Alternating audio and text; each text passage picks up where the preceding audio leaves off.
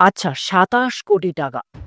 এত টাকা দিয়ে একটা আস্ত প্রাসাদ কেনা যায়, বিলাসবহুল গাড়ির কালেকশন বানানো যায়, চাইলে একটা পুরানো একাডেমি তৈরি করা যায়।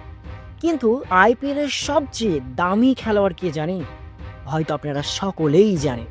কে? ঋষভ পন্থ। হ্যাঁ, ঠিকই বলছি, আর আপনারা ঠিকই শুনছেন। ঠিক লখনৌ সুপার জায়ান্টস এই টাকা খরচ করেছে, ২৭ কোটি টাকা। কার পেছনে? ঋষভ পন্থের পিছনে। আর এখন ফ্যানরা প্রশ্ন তুলছে, এই টাকা কি জলে গেল? ঠিক ২০২৫ সালের আইপিএল ঋষভ পন্থ ছিলেন সবচেয়ে দামি প্লেয়ার। ২৭ কোটি টাকা দিয়ে তাকে দলে নেওয়া হয়েছিল বড় একটা আশা নিয়ে।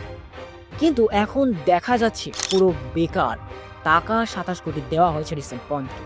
ঋষভ পন্থ কালকে রাত্রিতে দেখলাম লখনৌর হয়ে খেলতে যেন সব ভুলে গেছে। ব্যাট হাতে কিছু করতে পারছেন, কিপিংয়ে ভুল করেছেন, লিডারশিপেও নেই সেই আগের মতো জোশ। ঠিক কালকের ম্যাচটা, প্রথম ম্যাচে দিল্লি ক্যাপিটালসের বিরুদ্ধে যখন নেমেছিলেন ঋষভ পন্থ, ঠিক তখন সবাই ভেবেছিল এবার বুঝি ঋষভ পন্থ তার দাম বুঝিয়ে দেবেন। কিন্তু বাস্তবে যা হলো তা একেবারেই উল্টা হয়ে গেল। মাত্র ৬ বল খেলে ০ রানে আউট হয়ে যায় ঋষভ পন্থ। হ্যাঁ, শুনতে অবাক লাগলেও এটাই সত্যি। ঠিক ২৭ কোটি টাকার প্লেয়ার, অথচ পারফরমেন্স শূন্য। শুধু প্রথম ম্যাচ নয়, একের পর এক ম্যাচ যাচ্ছে, কিন্তু পন্থের ব্যাট যেন তালাবদ্ধ, লক হয়ে গেছে। ঠিক আগের সেই আগ্রাসী পন্থ আর নেই, যিনি বোলারদের ধ্বংস করে দিতেন।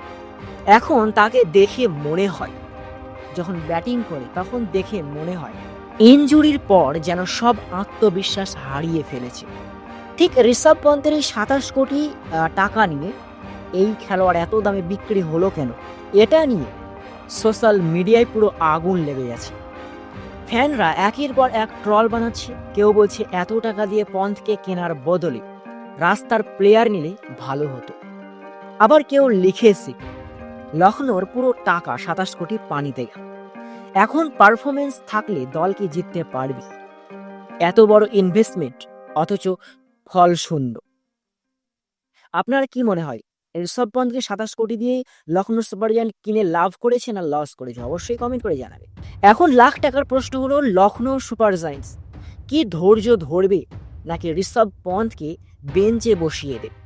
এই অবস্থা চলতে থাকলে দল প্লে অফে পৌঁছানো তো দূরের কথা, গ্রুপ স্টেজেও টিকে থাকতে পারবে না। এখন সিদ্ধান্ত নেওয়ার সময়। কিন্তু আপনি কি মনে করেন, ঋষভ পন্থ কি ফিরে আসতে পারবেন, নাকি এই ২৭ কোটি টাকা একেবারে পানিতে গেল? কমেন্টে জানান আপনার মতামত। আর এই সমস্ত ভিডিও দেখতে আমাদের চ্যানেলটিকে সাবস্ক্রাইব করুন। আর ভিডিওটি ভালো লাগলে অবশ্যই লাইক, শেয়ার আর চ্যানেলে সাবস্ক্রাইব করতে ভুলবেন না, কারণ আমরা প্রতিদিন এমন আগুন ভিডিও নিয়ে আসছি। দেখাবে পরের কোনো ভিডিওতে। ভালো থাকুন, সুস্থ থাকুন, টেক কেয়ার।